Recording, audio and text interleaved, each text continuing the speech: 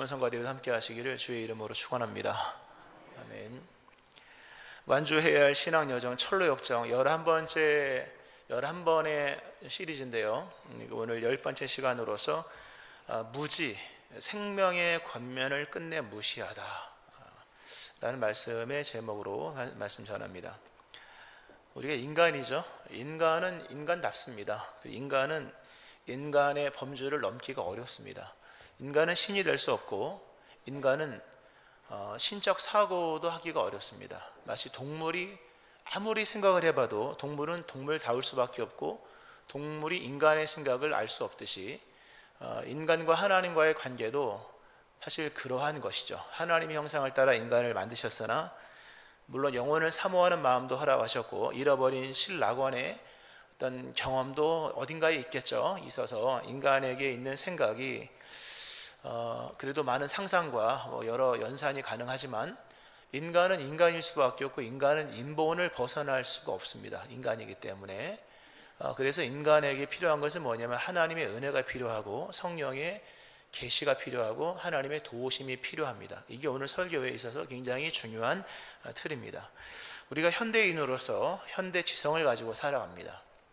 우리는 생각을 하고 살아가는데요, 때때로 우리는 우리의 생각을 한번 점검을 해보고 의심을 해볼 필요가 있습니다. 원래 회개라고 하는 단어는 문자적으로 해석하면 두 번째 생각이거든요. 첫 번째 생각은 회개가 아니고요, 두 번째 생각부터가 다른 차원의 생각이 나올 수 있는, 그게 회개의 의미이기도 한데요, 우리가 우리의 생각과 사고를 좀 점검하고 나름 분석하고 좀 의심을 해본다면, 현대의 지성은 그 대표적인 게 의심의 등장과 상대화입니다. 어떤 것을 이제는 답으로 여기지 않습니다.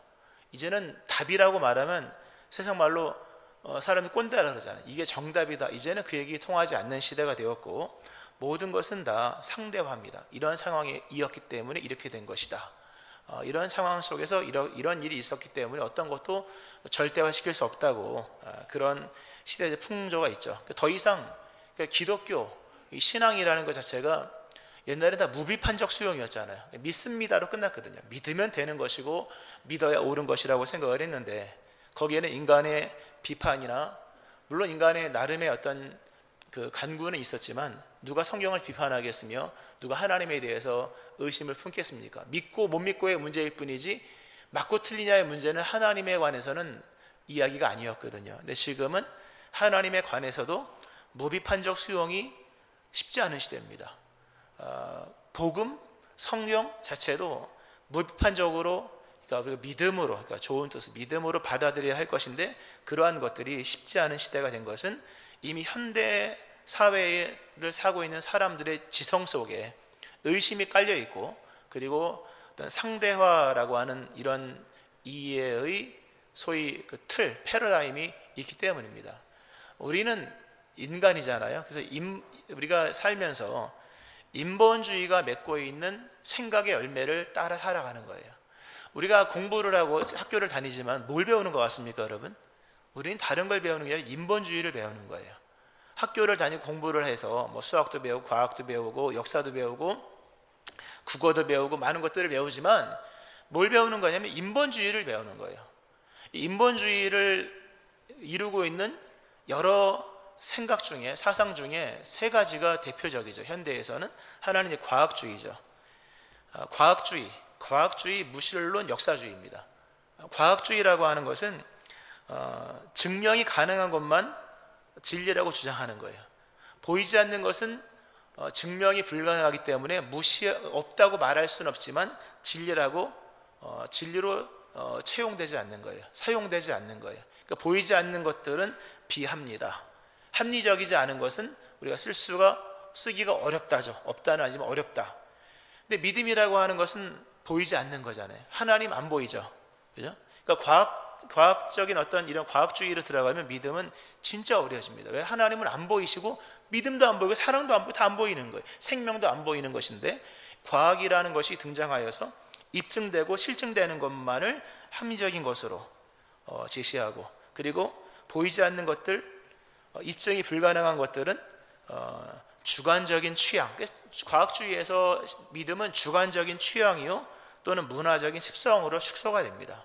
그러니까 믿음이 아니다. 그건 네 주관적인 취향이다. 그리고 없는 것이 없는 것은 아닐지라도 비합리적이다. 이렇게 얘기를 합니다. 이게 과학주의의 기본적인 이해고, 또 하나는 무신론이죠. 무신론은 그 하나님을 부정하는 것만이 아니라 신 자체를 부정하는 겁니다. 신이란 존재하지 않는다. 전면 부정하고, 그리고 인간의 실존적인 자유와 권리를 위해서 신을 버려야 된다. 부정해야 된다. 늘 인간은 신에게 종속된 존재로서 역사가 그렇게 흘러왔지 않습니까? 그러니까 무신론은 그겁니다. 신을 없애야 인간이 실질적인 자유와 해방과 그리고 나름의 실존적인 부분에서 진실함을 얻을 수 있다. 이런 얘기를 하고, 인간에게 있는 이런 신에 대한 동경이나 믿음이라고 하는 것은 불완전한 윤리의식의 잔재다. 인간은 양심이 있고 윤리가 있는데 살아보면 얼마나 불완전한지를 경험할 수밖에 없잖아요. 그 불완전한 윤리의식의 어떤 잔재로서 인간은 자신을 만족시킬 존재를 찾는다. 이게 무신론적인 이해 속에서의 인간 이해의 대표적인 것이죠. 그리고 하나님은 죽었다고 선언을 하고 인간의 어떤 자율성과 또는 실존을 강조하면서 그렇게 제시하는 것이 이제 무신론적이죠. 자, 그런가 하면 이제 역사주의는 그런 것입니다. 그 역사의 흐름을 단순하게 맥락 속에서 또는 시간성과 맥락성 속에서만 이해하는 거예요. 시간이 1000년이 지났고 또는 이러한 맥락 속에서 인과응보의 개념 속에서 이러한 일이 발생됐다, 일어났다는 개념 속에서 시대와 문화의 산물로서 모든 것을 상대화시키는 거예요. 이렇게 발전한 것은 근대화를 거쳤기 때문이고, 이렇게 발전할 있었던 것은 인간의 어떤 문화의 산물, 문명의 산물의 어떤 연속적인 발전 논리 같은 개념 속에서 이제 역사주의에 대한 얘기를 하죠. 역사주의에서는 종교를 갖다가 특정 시대의 종교적인 상상력으로 얘기하는 거예요. 인간의 종교적 상상력, 인간에게는 상상력이 종교를 만들었다. 그 문화와 시대 속에서의 어떤 공통적인 것들이 중세시대의 무어를 만들고 유교를 만들고 이런 식으로 접근하는 것이죠. 자, 이런 아주 짧게 얘기했습니다만, 이런 과학주의와 무신론과 역사주의 이런 것들이 들어오면서 이런 사고가 우리 안에 깔려 있다면 성도의 확신, 믿음은 근본에서부터 흔들리는 거예요. 이 성경 자체가 입증이 안 된 책이잖아요. 그죠? 창세기는 하나님을 입증하지 않고 깔고 들어가는 거잖아요. 그죠? 조건, 전제, 그냥 하나님 계시다 이건데, 과학주의로 간다거나 무신론으로 간다거나 역사주의로 간다면 성경에 설 자리가 없는 거예요. 중요한 것은 우리에게 무슨 과학주의가 있겠으며 우리에게 무슨 무신론이 있겠으며 우리에게 무슨 역사주의가 있겠습니까? 라고 얘기할지 모르지만 우리가 학교를 다니면서 배운 것들은 다 이런 거예요. 학교 다니면서 뭘 배웠다고 생각하십니까? 다 인본주의 배운 거예요. 과학을 배웠습니다. 인본주의를 배운 것이죠. 철학을 배우고 윤리를 배우고 도덕을 배웠습니다. 알고 보면 무신론을 배우는 거예요. 그리고 우리가 기나긴 역사를 얼마나 또 많이 배웁니까? 역사 속에서 시간성과 맥락성을 배운 거죠. 인과응보를 배운 거예요. 우리는 그러니까 우리가 뭐 극단적인 이런 과학이나 무신론이나 또는 역사주의자는 아니지만 이게 인본의 열매, 인본적 사고를 하는 사람들은 다 여기에 베이스를 깔고 어떤 것을 본다는 거죠. 우리가 믿음의 확신을 갖지 못한 여러 이유 중, 우리가 지난 시간에 믿음의 확신을 갖지 못한 여러 맹공격을 받는다. 3가지 얘기했었죠. 하나는 우리의 심약함, 마음이 너무 약해요. 담대해야 되는데. 또 하나는 의심, 더 나아가서 회의, 막 뒤흔들리는 거. 이렇게 믿음 생활하는 것이 맞는가? 이 회의가 들면요, 믿음은 엄청 흔들립니다. 그런가 하면 또 하나는 죄의 책감 또는 의식이라 말했죠. 용서받았으나 머릿속에 남아있는 죄에 대한 기억, 죄의식, 그것이 우리를 공격하고, 용서를 받았으나 우리의 감각 속에 남아있는 죄책감이 우리를 뒤흔들어서 믿음을 무너뜨리는 이런 말씀을 지난 시간에 드렸죠. 오늘은 또 다른 공격들인 거예요. 왜냐하면 우리 안에 있는 내가 알지 못하는 사이에 들어온 과학주의와 무신론적 성향과 역사주의, 이게 왜 믿음에 여러 방해가 되냐면, 믿음은 객관적 지표가 없어요. 여러분, 믿음은 객관적 지표가 있을 수가 없는 거예요. 하나님의 나라는 어디 있느니라? 너희 안에 있느니라. 내 안에 있는 것은 주관적 세계예요. 과학에서 주관은 의미가 없어요. 역사에서도 주관은 의미가 없어요. 상상력이다 이렇게 얘기를 하는 거예요. 근데 믿음은 보이지 않는 것을 믿는, 믿음은 바라는 것들이 실상이요 보이지 않는 것들의 증거니 선진들이 이로써 증거를 얻었느니라. 그죠? 안 보이는 것으로 믿음을 찾는 거예요. 우리는 하나님 본 사람이 없어요. 봤다면 거짓말이에요. 안 본, 예수님 영화에서 봤는데 영화도 다 그 미국식으로 만든 거잖아요. 머리 까만 분이 예수님인데 다 노란물로, 이런 것처럼 우리 안에는요 신앙적 이해와 접근, 더 나아가서 복음에 대한 이해와 접근 자체가 굉장히 과학주의적인 거예요. 그러니까 보이는 것을 잘 못 믿어요. 그리고 아까 무신론도 얘기했습니다만, 무신론은 하나님이 없다는 전제 속에서 인간의 참 자유를 누리고자 하는 인간의 아주 반항심의 독립의지 같은 것들인데, 믿음 안에 이런 게 깔려 있는 거죠. 자기가 자기를 구원하려고 하는 거예요. 은혜로서만 구원된다는 것을 인정을 하지만 근본의 정서적이나 이해의 방식은 뭐냐면 무신론적, 은혜 없이 스스로 의를 이루어서 구원을 받기를 원하는 거예요. 믿음의 확신을 자기가 경험한 일들을 통해서 믿음을 얻고자 하는 거예요. 잘못된 거예요. 믿음은 은혜로만 되는 거예요. 믿음은 은혜로서만 생겨지는 것이지 손으로 경험한 것들을 가지고 되는 게 아닌 것인데, 은혜 없는 믿음의 도전들, 십자가를 제쳐둔 인간의 노력들인 거예요. 이런 것들이 우리가 무신론자는 아니지만 무신론적 접근 속에서 믿음 생활하는 거예요. 그러니까 믿음이 안 생기, 확신이 안 생기는 거예요. 사람이 의롭게 되는 것은 일단 결론적이지만 율법의 행위로 말미암는 게 아니거든요. 오직 믿음으로 은혜로 되는 것인데, 은혜를 제쳐버리고 믿음의 확신을 얻으려고 한다면 100% 실패이고 천국에 이를 수도 없는 거예요. 그런가 하면 역사주의도 마찬가지죠. 하나님의 은혜는 인간의 행위와 공로를 뛰어넘어요. 우리가 착하게 살기 때문에, 또는 우리가 뭐 선한 계획을 세웠기 때문에 하나님은 우리에게 자기 아들을 아끼지 아니하시는 게 아니에요. 그분이 우리에게 자기 아들을 아끼지 아니하시고 아들을 보내주신 것은 어떤 인과 응보에 대한 것도 아닌 거예요. 시간성도 없고 맥락성도 없고 아무런 이유도 우리에게 없는 거예요. 우리는 원수 되었고 연약하고 죄인 되었을 때였던 거죠. 하나님 우리를 사랑하신 것은 무슨 인과가 있기 때문이 아닌 거죠. 역사성, 맥락성, 시간성 이런 것들이 아닌 거예요. 그냥 그분이 우리를 단지 사랑했기 때문인 거예요. 이런 것들을 우리가 믿으려면 인본에서 다 나와야 되는 거예요. 인본에서 탈출을 하셔야 돼요. 인본적 사고를 갖고 있으면 믿음이 어려워요.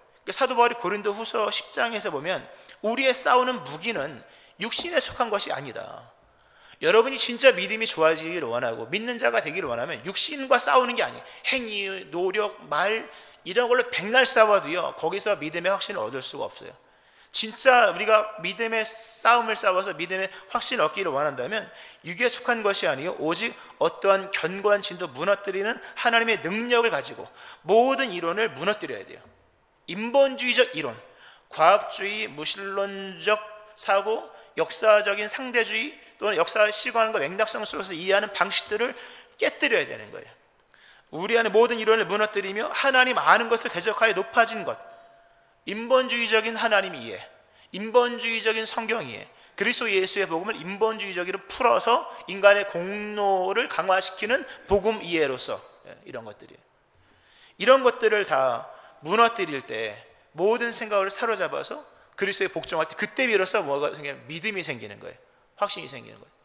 그러니까 이 외부적인 것들을 가지고 믿음을 강화시키는 것은 진짜 그 근본에 이르지 못해요. 고린도 아까 10장 고린도 후서 10장 4, 5절 말씀처럼 우리의 싸우는 무기는 육신에 속한 것이 아니요 오직 어떤 견고한 진도 무너뜨리는 하나님의 능력이라.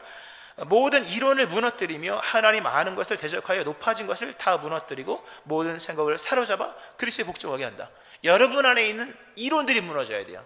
근데 그 이론의 핵심이 뭐냐면 인본주의가 무너져야 돼요. 인본주의. 인본주의가 깔려서 인본주의적인 사고를 가지고 성경을 해석하는 거죠. 사도 바울이 고린도서 15장에서 믿음에 대한 굉장히 중요한 얘기를 합니다. 고린도서 15장은 부활장이죠.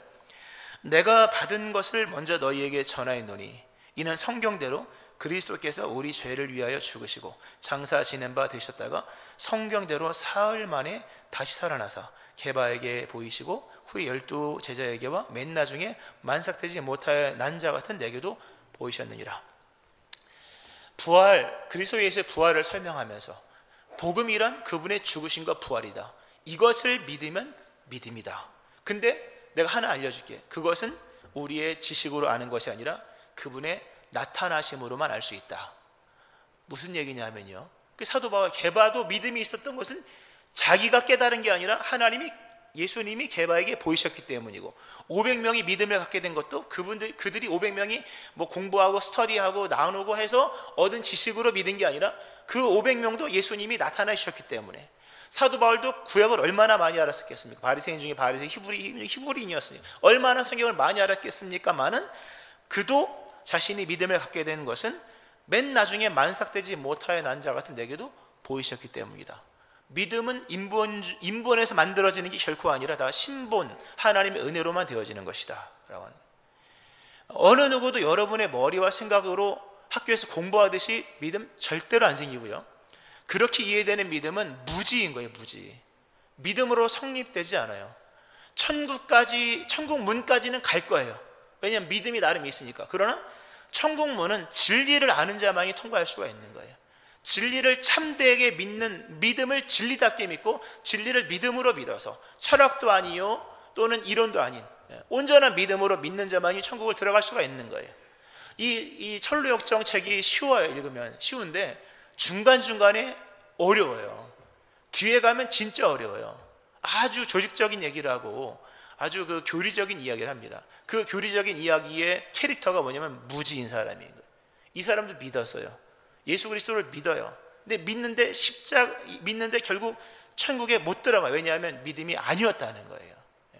맨 마지막에도 천국 문에까지 가서도 지옥으로 빠져 들어갈 사람들이 많다. 온전한 믿음을 가져라 라는 내용으로 철로역정은 그렇게 끝나요. 그래서 쉬운 것 같은데 마지막에는 어려워요. 좀 깊이 있게 읽어야 돼요. 믿음이라고 하는 것은 인본적 발상이 아닌 거예요. 그러니까 인간의 생각과 이해로는 믿음이 성립되지 않는데, 문제는 많은 현대인들이 이 신앙 이론, 진리를 인본적 사고 속에서 이해하고 있다는 거예요.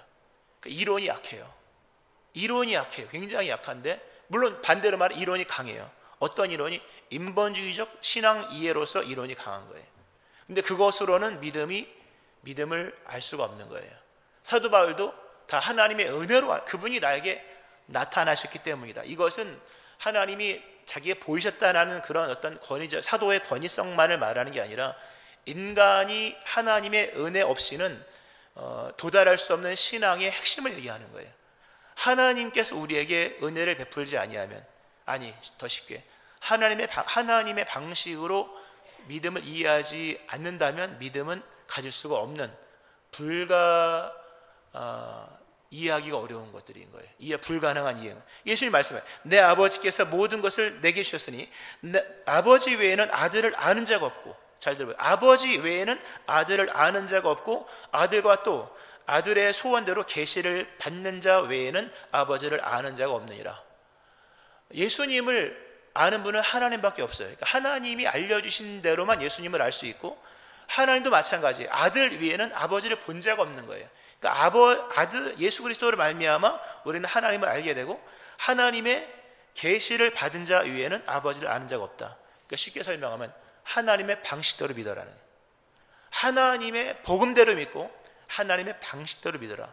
절대로 인본주의적 이해와 접근 속에서 과학주의, 실증, 그리고 무신론적 은혜 없이, 그리고 역사주의, 인과론적으로서 믿지 말아라.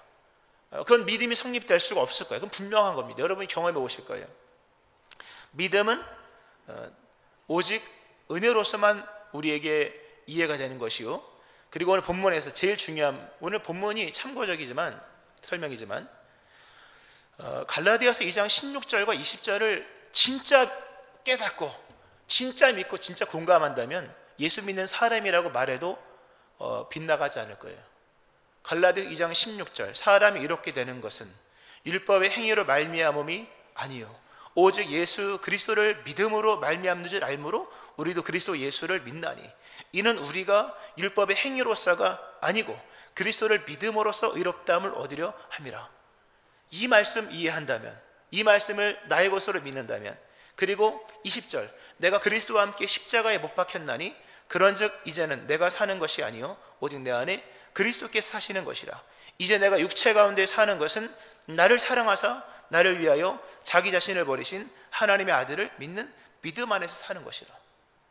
내가 육체 가운데 사는 것의 의미를 알고, 믿음이라는 것은 밖을 가지고 씨름하는 것 이전에 자신 안에 무엇이 있는지를 깨닫는 것이라면, 그리고 내게 어떤 사건이 먼저 일어났었는가, 즉 내가 오늘 손발로 이루어 나가 호미로 밭일을 구듯이 하는 게 아니라 그리스도 예수께서 영원부터 영원까지 자신을 십자가에 못 박으시면서까지 이루신 것이 무엇인지를 진짜 믿고 깨닫는다면 이게 믿음인 거예요.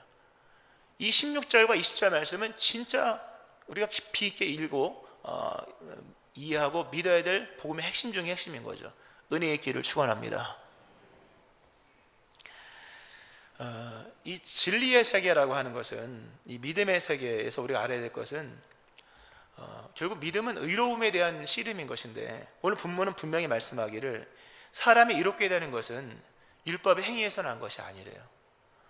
율법의 행위에서 이제 복음에 대한 것을 인본을 뛰어넘어 어떻게 우리가 믿어야 될 것인가에 대한 말씀을 전합니다. 오늘 설교는 쉽지 않을 수 있습니다. 어려울 수도 있고요. 근데 아주 어렵지는 않을 거예요. 잘 들으면 이해될 것이고, 못 들으면 다시 유튜브 들어보시면 될 겁니다. 사람이 이롭게 되는 것은 행위에 있는 게 아니라고 말씀합니다. 사람이 이롭게 되는 것은 율법의 행위로 말미암음이 아니요, 행위와 씨름하지 않기를 축원합니다. 중요한, 천국 가기 위해서 행위로 씨름하지 마세요, 여러분. 천국은 의로운 자가 가는 거예요. 의로운 자가 가는 것인데, 그 의라고 하는 것은 율법의 행위로 말미암음이 아니다. 아니라면 아닌 줄로 믿고 행위를 가지고 믿음이 있다 없다 얘기할 것이 아니라는 거예요. 율법의 행위로 의롭게 되는 것이 아니라면, 의로움의 문제에 관해서는 인간의 행위가 들어가는 것이 아니구나, 인본에 관한 어떤 것들도 인간을 이롭게 할 수 없구나라는 것을 본문은 말씀을 합니다. 그럼 어떻게 인간이 이롭게 될 수 있느냐? 오직 예수 그리스도를 믿음으로 말미암은 줄 알므로 우리도 그리스도 예수를 믿나니, 율법의 행위로서가 아니고 그리스도를 믿음으로써 의롭다함을 얻으려 함이라. 의롭다함은 이루는 게 아니라 얻는 거예요. 손으로 만드는 제조가 아닌 거예요. 점수를 얻어서 따는 것도 아닌 거예요. 뭔가 인과응보의 개념, 이걸 만들어서 나중에 후에 받아야지도 아닌 거예요. 오직 다 불사적이에요. 오직 그리스도를 믿는 믿음으로서만 의롭다함을 얻는 것이라면 믿음에 힘써야 될 줄로 믿으시기 바랍니다. 믿음이 중요한 거예요. 그리스도 예수를 믿는 믿음이 중요한 거죠. 의롭게 되는 것은 행위로 말미암는 것이 아니라 벌써 믿음의 절반을 이해한 거예요. 행위가 아니구나. 우리의 초점이 행위에 있는 것이 아니고, 그렇다면 회개도 행위에 있는 게 아닌 거예요, 여러분. 진짜 믿음의 초점은 뭐냐면 그리스도 예수를 얼마만큼 믿느냐라고 하는 거예요. 온전히 믿느냐, 회개도 온전히 믿지 못하는 부분에 있어서 회개하는 것이요, 그 믿지 못하는 부분을 파고 깨고 들어가면 뭐가 있냐면 자기 방식이 있는 거예요. 인본주의적 사고가 있는 거예요.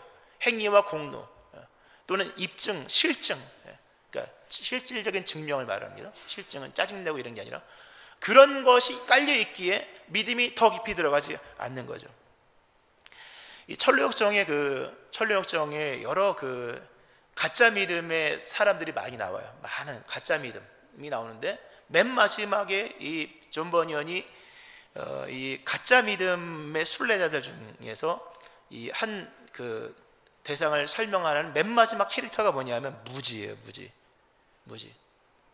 진짜 위험한, 믿는 줄 알고 있으나 안 믿는 사람, 믿는다고 말해서 천국 문까지 왔으나 통과하지 못하는 잘못된 믿음을 갖고 있는 참 위험한 얘기죠. 그 캐릭터를 무지라는 이 단어, 사람으로서 설명을 하는데, 그 무지가 말하는 대표적인 방식이 뭐냐면 그런 얘기를 해요. 두 분은 크리스찬과 소망, 믿음의 온전한 순례자들, 그들 향해 말하기를, 당신들은 그렇게 믿으세요. 저는 제 방식대로 믿겠습니다. 당신들, 난 성경을 믿어요. 예수를 믿어요. 근데 나는 내 방식대로 믿을게요. 당신은 당신들의 방식대로 믿으세요. 이게 무지의 이야기예요. 무지. 우리가 믿고 있는 거예요, 다.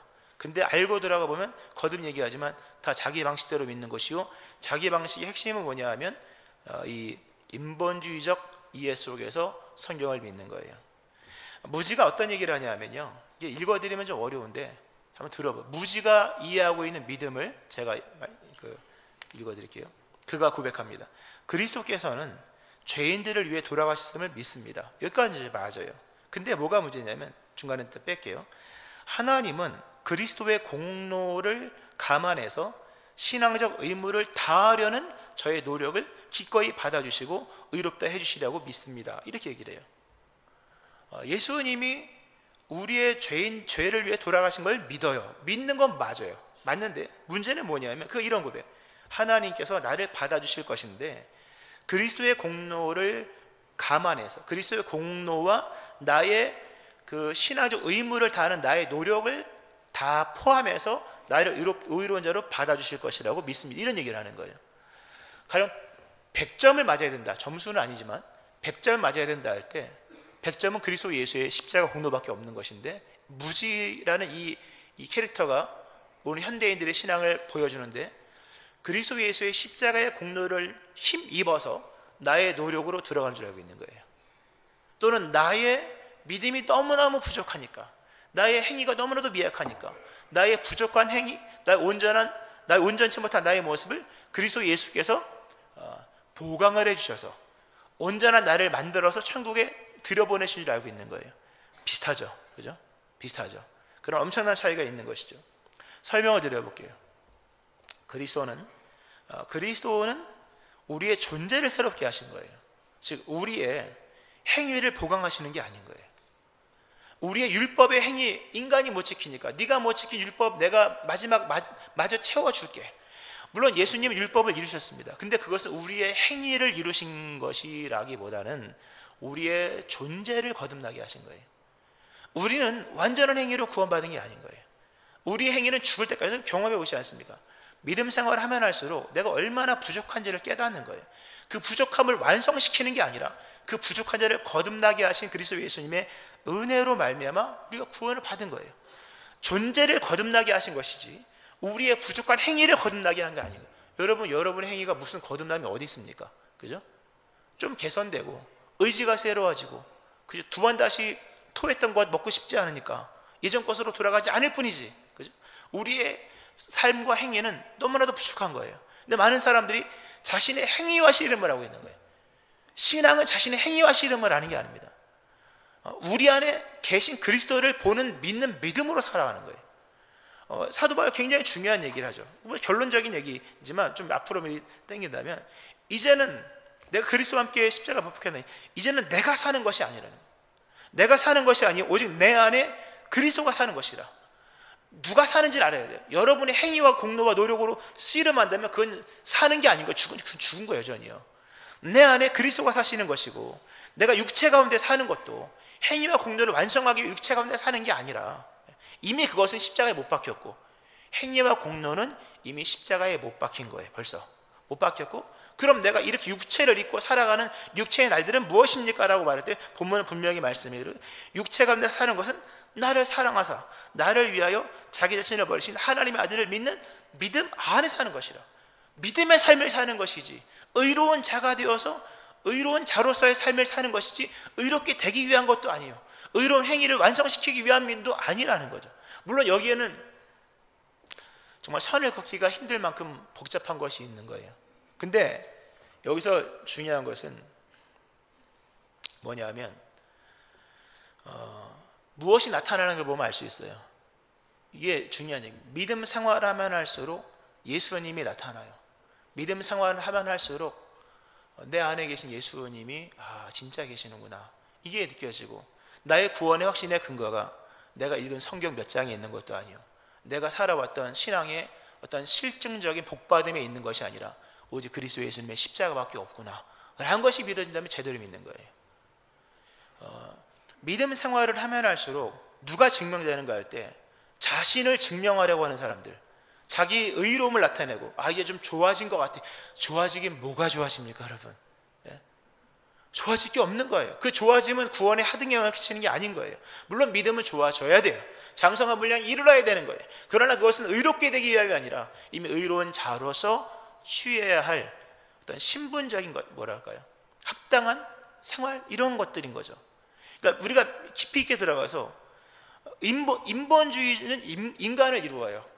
그러나 하나님의 은혜로 되어진 믿음은 하나님만 나타나는 거예요. 찬송할 일이 더 많아져요.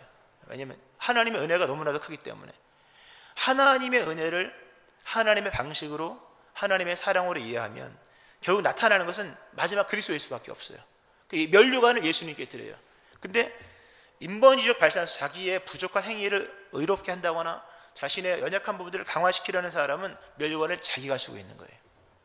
자기 믿음으로 자기가 구원받는, 자기 행위로 믿음을 강화시키고 그 믿음으로 구원을 받는다고 착각을 하는 거죠. 굉장히 중요한 이야기예요. 유사 복음과 복음의 차이를 말씀드리는 것이고, 인본주의적 발상적 접근 속에서의 성경 이해와 신본주의, 하나님의 은혜로서 주어진 이 성경 이해가 얼마나 다른지를 설명을 하는 거예요. 물론 무지는 끝내 이걸 이해하지 못해요. 이해하지 못하고 마침내 천국문에 이르렀지만 문을 들어가지 못하고 지옥에 가게 되는 것이거든요. 그리스도 예수님께서 우리를 온전하게 하시면 거듭나게 하신 거예요. 통째로 거듭나게 하신 거예요. 우리의 행위를 온전케 하심이 아닌 거죠. 이걸 바벨탑으로 비유하니까 아주 설명이 나름 잘 되더라고요. 개인적으로는. 창세기 11장에 바벨탑이 있습니다. 바벨탑이 있는데요, 인간들이 진짜 인본주의적 발상이죠. 탑을 쌓아서 꼭대기까지 닿으려고 해요. 근데 하나님이 내려오시죠. 하나님의 삼위일체 하나님이 이제 그 장면 속에서 이제 내려가서 뭘 하셨냐 하면, 마지막 남은 돌탑 몇 개를 못 올리는 인간을 위해서 돌탑을 얹어주신 게 아니라 그걸 무너뜨려 버리시죠. 바벨탑을 무너뜨려 버리세요. 어느 혼자까지 바벨탑 못 쌓게 만들어 버리십니다. 대신 하나님이 행하신 것이 뭐냐 하면, 하늘로부터 내려오는 사닥다리, 요한복음 2장, 인자는 하늘에서 내려오는 사다리라고 하잖아요. 하늘로부터 시작된 사다리로서 인간 세계에 연결시켜 줍니다. 바벨탑도 하늘과 연결되기 위한 것인데, 그건 인본의 땅에서부터 하나님께로 가죠. 무너뜨리죠. 하나님이 그걸 완성해 주시는데, 돌을 얹어 주신 것이 인본을 완성시켜 주신 것이 아니라 하늘로부터 내려온 사닥다리로서 땅을 연결시킵니다. 중요한 얘기. 하늘로부터 시작된 사닥다리가 땅에 닿았다는 거죠. 땅에서부터 쌓은 돌탑이 하늘에 닿은 게 아니라 하늘로부터 시작된 사닥다리가 땅까지 닿아서 하나님과 인간 사이에 화합과 연합과 구원이 연결됐는데, 그 출발은 땅에서 시작된 인본이 아니라 하늘로부터 시작된 하나님의 은혜였다. 사람이 이렇게 되는 것은 이루는 것이 아니라 얻는 것이다. 칭의는 인간의 윤리, 행위에 따른 것이 아니라 하나님의 위로부터 선언되어진 법정적 선언이다. 위로부터 선언된 법정적 선언이고, 신적 표준에서 발생한 하나님의, 신적 표준에서 발생하는 하나님의 행위다. 오랜만에 그냥 그 교리적인 걸 읽어드리면, 인간이 뭘 이루어서 드디어 완성되었어. 드디어 뭐 괜찮은 인간이 된 것 같아. 무지에 무지. 신적 표준이 위로부터 그리스도 예수 안에서 우리에게 선언되는 거예요. 그 선언을 받아들임으로 말미암아 벌레만도 못하고 강도만도 못한 우리가 하나님 앞에서 의로운 자로 인정을 받게 된 것이, 이것은 우리가 뭘 이루었기 때문에, 그러니까 그리스도 예수는 우리의 행위를 완성시켜 준 게 아니라 하나님의 그 표준을 우리에게, 자신의 죽으심과 부활로 우리에게 주신 거예요. 그 은총 가운데 우리가 이렇게 부족한 행위, 이렇게 너무나도 연약한 모습이지만 하나님의 은혜로 말미암아 구원을 받은 거예요. 잘 믿고 깨닫기를 축원합니다. 이것을 믿고 이것으로 말미암아 결국 찬송할 이유는 하나님밖에 없는 거예요. 예수님밖에 없는 것이죠. 그리고 넘어지고 쓰러지는 모습이 있다 할지라도 좀 안을 보세요. 안을. 자꾸 밖에만 보지 마세요, 여러분. 사도 바울이 아주 중요한 얘기를 하잖아요. 오직 내 안에 그리스도가 사시는 것이다. 여러분 안에 그리스도가 계시다면 구원인 줄로 믿으시기 바랍니다. 내 안에 그리스도, 이걸 볼 수 있어야 돼요. 믿음 생활은 내 안에 계신 그리스도를 보는 것이요, 육체 가운데 사는 것도 나와 동행하시는 그리스도와 동행해서 살아가는 삶인 것이지, 행위를 완전하게 함도 아니요, 의를 이루기 위한 씨름도 아니요, 이루지도 못할 율법과 씨름하는 것이 아니라는 거예요. 이거 어려운 이야기예요. 어려운 이야기지만 만약 우리가 이 말씀을 정말 이해하지 못하고 깨닫지 못한다면 정말 위험한 것이죠. 이렇게 이제 크리스찬이 그 철로 역생 책을 보면은 그런 심도 있는 얘기를 합니다. 그리스도는 아까 얘기한 우리의 존재를 거듭나게 한 분이시지 우리의 행위를 온전하게 하신 분이 아니다. 행위로 구원받는 게 아니라 그분의 은혜 가운데 거듭나게 하심 속에서 우리가 구원을 받은 것이다. 행위는 의롭게 되면 영향을 끼치지 못한다 라는 얘기를 했을 때 무지가 이런 질문을 합니다. 이런 질문을, 어떤 질문을 하냐면, 만약 우리들이 그 행하는 일과 관계없이 그리스도가 우리를 위해 행하신 일에 의해서 영원히 의롭게 되는 것이라면, 그럼 우리가 어떻게 살든지 그게 무슨 문제가 되겠습니까?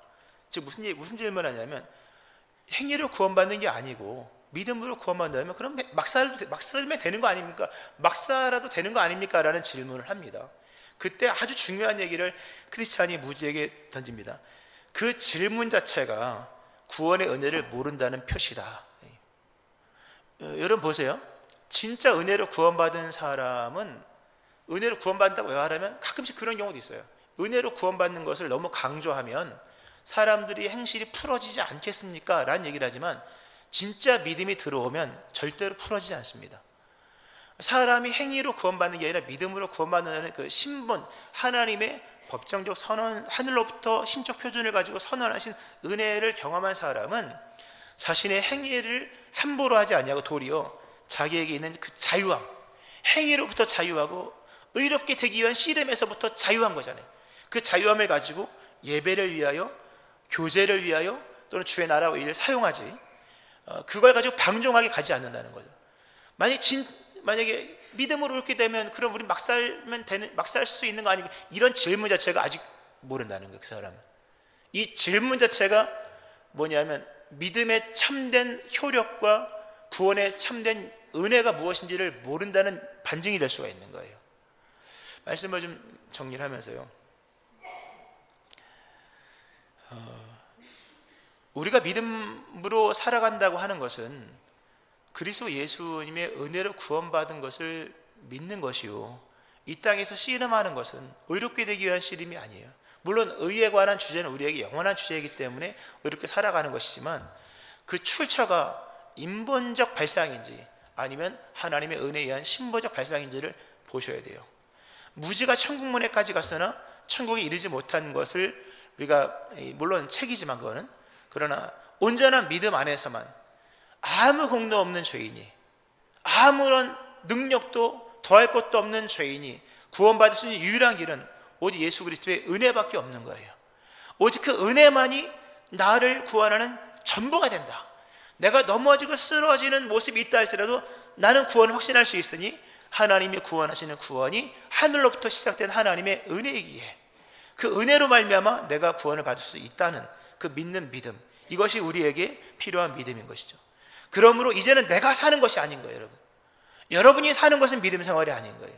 내 안에 그리스도가 사시는 것, 그걸 깨달아야 될 것이고, 육체 가운데 사는 것도 행위와 공로, 이것을 이루기 위해 살아가는 것이 아니라 나를 사랑하사 나를 위하여 자기 자신을 버리신 하나님의 아들을 믿는 믿음의 사람으로서 살아가는 거예요. 이 큰 은혜가 여러분 가운데 일어나기를 주의 이름으로 축원합니다. 아멘. 기도하시겠습니다. 하나님 아버지,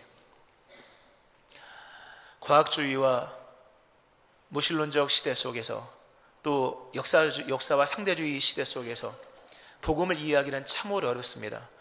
객관적인 지표를 낼 수 없는, 또 보이지 않는 하나님을 이해하기가 어렵고, 또 인과응보 맥락성 속에서만 우리가 이해하기에 빠른 우리의 이해 방식 속에서는 연약하고 죄인되고 원수되었을 때 우리를 사랑하시는 하나님의 사랑을 이해하기가 정말 어려운 것을 봅니다. 하나님, 모두가 인본에서 탈출하게 하시고 하나님의 그 크신 사랑, 하늘로부터 시작된 하나님의 사랑의 이야기에 더 옮겨 탈 수 있게 하여 주옵소서. 우리가 씨름하고 애쓰는 행위로서 이렇게 되는 모든 것들을 내려놓게 도와주시고, 우리를 사랑하셔서 우리를 위해 죽으시고 부활하신 그리스도 예수님의 사랑을 믿는 믿음 안에서 온전한 믿음의 사람들로 다 세워지게 하여 주옵소서. 여기에 구원이 임하게 도와주시고 우리 안에 있는 모든 무지에서 벗어나 참신앙의 자유함이 모두에게 임할 수 있게 하여 주옵소서. 감사드립니다. 예수님 이름으로 기도합니다. 아멘.